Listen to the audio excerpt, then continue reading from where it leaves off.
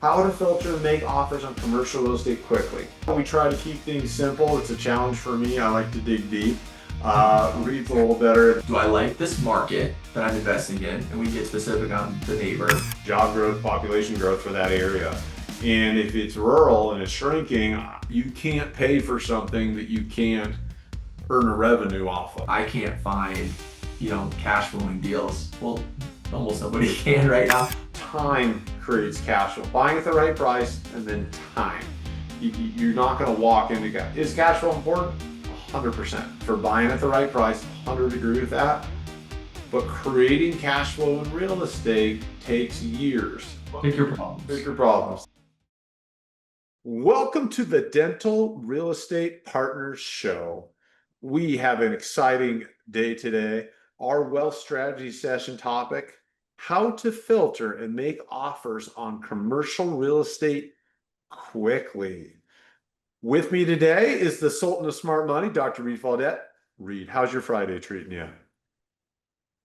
Oh, it's good. It's good. This is like perfect timing because we have construction going on at our house. And they're literally cutting out concrete and jackhammering it. And it's their lunch hour right now. So this is the first quiet moment I've had all morning. So good timing. Fantastic timing. How's things with you? We're good. We're good. Yeah, I got a lot of projects going. Just trying to get smarter with my time as always, and be a good dad and a good husband. So, Reed, for our wealth strategy session topic: how to filter and make offers on commercial real estate quickly. Who are we trying to help, and what problem are we trying to solve today? Yeah, so I just came back from the real estate investment for dentists summit this weekend. So a big conference, a couple hundred dentists, and I got to be a panelist and speak a little bit on it.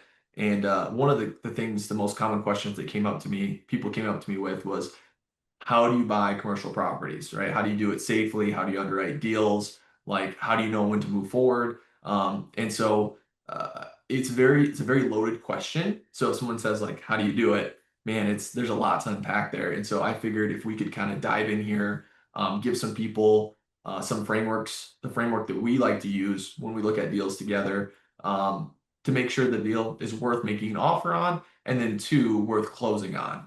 And so we want to give you kind of that quick filter so you know if it's even worth your time digging into deeper. And then also like, this is when you dig deeper on the property, and this is how you know if you should move forward or not. So yeah, trying to help other dentists buy commercial real estate if that's what they want. Love it. Okay. On this show, we try to keep things simple. It's a challenge for me. I like to dig deep. Reed's a little better than that than me. So we're going to go over kind of maybe some simple key points to look at first, just common sense things we recommend your brain doing. And then we'll dive a little deeper with the 4 tiers of filtering a deal, including making an offer, kind of in between tier 3 and 4. So, Reed, do you want to start with the simple kind of questions that you ask? Maybe the first 3 or 4 questions you ask before we get into the tiers, kind of the most important ones to look at.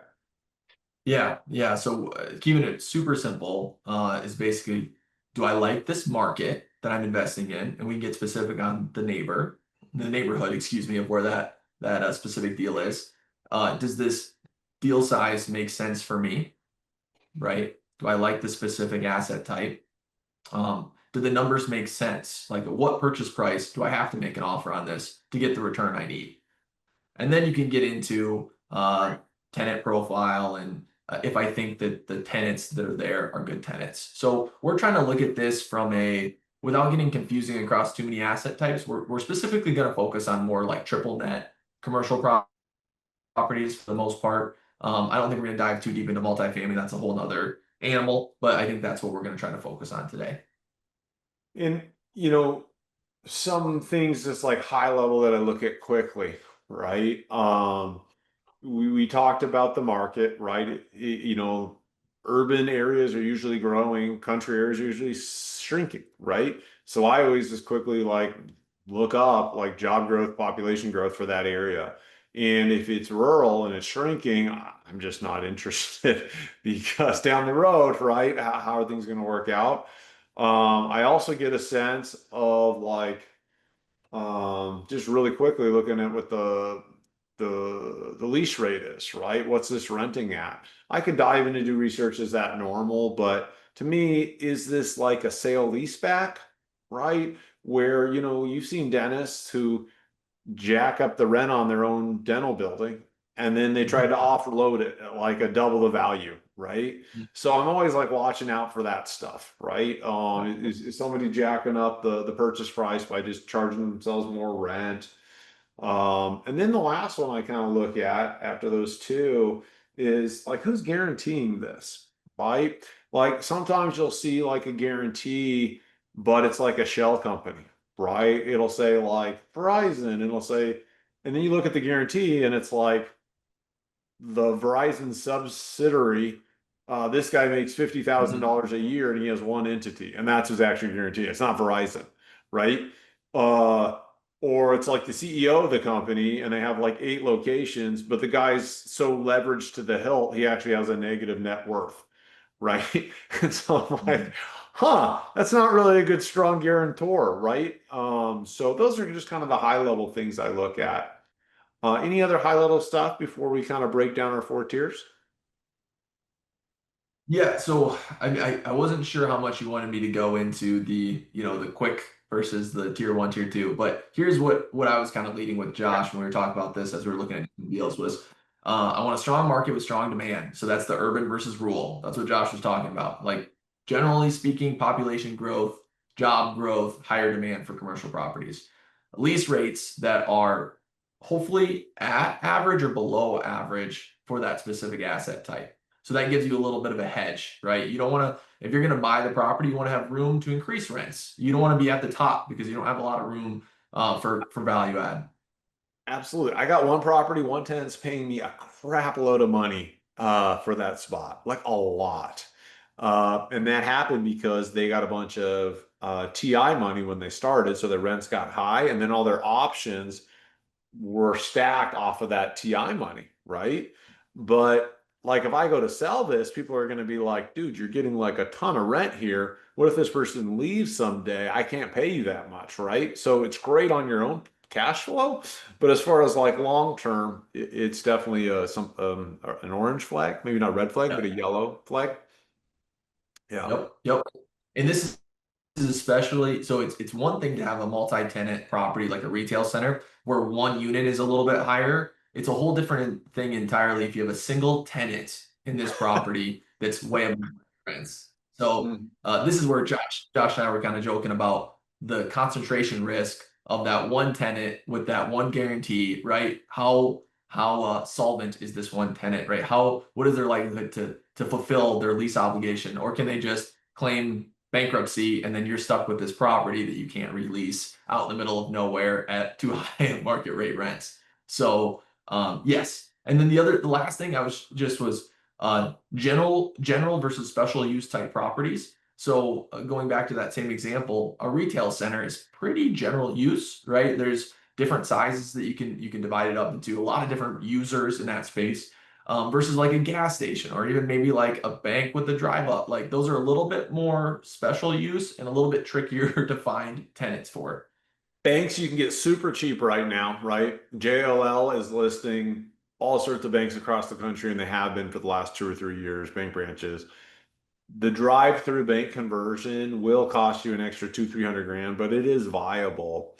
Some conversions that are not viable, think about the old car washes, not the ones from the last 8 years, but the ones prior to that, right?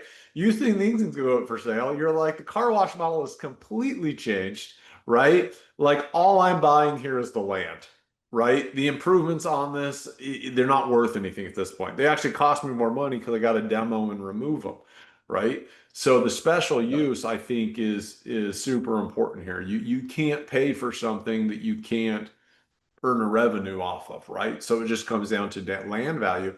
It's the same thing with old office buildings. You get these like, 100-year-old office buildings, and it's like, dude, like office demand isn't there. I got to convert this to multifamily. right? Where are people going to park? Okay, assuming I actually have some place for people to park, like it's much easier to build from scratch than it is to remodel stuff. Super expensive. So typically these old office buildings now, I'm seeing them like if they're decent, maybe $70 a square foot, where like a new one's like $400 a square foot to build. You're buying it for 70. The ones that aren't decent, you're buying it like land value, like $30 a square foot, right? And so, yeah, you just need to get clear when it's special use. It's super expensive to repurpose stuff. So you need to get this thing at like land value. Yeah, that's a great tip. I was just gonna ask you, like, when you look at it and you're like $70 a square foot, that's not bad, right? But then you're like, but I'll have to spend $400 a square foot to renovate it to what you need it to, or Oh, more, whatever it it's is. I'm just crazy. yeah. No, it's crazy. My neighbor, okay. No, I shouldn't say this. She might listen to this. But she's doing a remodel. I love her to death. Now that she knows what she knows now, the remodel of her house was so much more expensive than if she just built it from scratch, right? You don't know Mhm. that because during the process, you think it's going to be one cost. Things pop up during the remodel. Oh, now we got to do this, something structural, right? With yeah, like physical structural, foundation, water, like all those things you may think it's this, but you have much less control, cost control, when you're taking Mhm. something old and trying to repurpose it. You have much more cost control when you're building from scratch. So yeah, when evaluating special purpose, land value is often the best way to do that. And we didn't talk about this, Josh, but I was just thinking that this might be another show topic that we can dive into, but just people always say like I can't find, cash flowing deals. Well, almost nobody can right now, but we can give maybe people tips in the future on how to source deals, right? Like really it's just a matter of turning over a lot of rocks to find a couple good ones. And 2 points there. One is we also need to talk about environmental, right? Because that's actually a screening risk too. Is an early one is environmental, right? Gas stations, those types of things, super expensive. You should add that to our list. But the other one is yes, cash flow in real estate is created with time. Okay. Part one, buy at the right price, right? You make money for buying at the right price. 100 agree with that. But creating cash flow in real estate takes years. Highly cash flowing properties have been owned 10 to 20 years. Yes, you might find a great deal and increase your cash flow from -2%, like I see a lot of deals listed today, to 9%, right? You've absolutely killed it. But, 9% on $5 million invested, it it's still like 400K. It's not like a heavy, high cash flow, right? So time creates cash flow. Buying at the right price and then time. You're not going to walk into cash. Is cash flow important? 100%. I just recorded a podcast on a friend's podcast, and we talk a lot about this. Yeah, anyways. So continue. Yeah.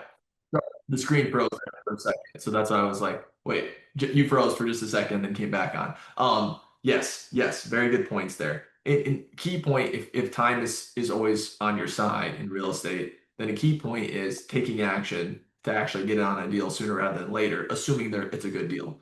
The whole Buy the paralysis good by deal analysis that stop, find a good deal and get into it. and don't quit your day Make an job. offer.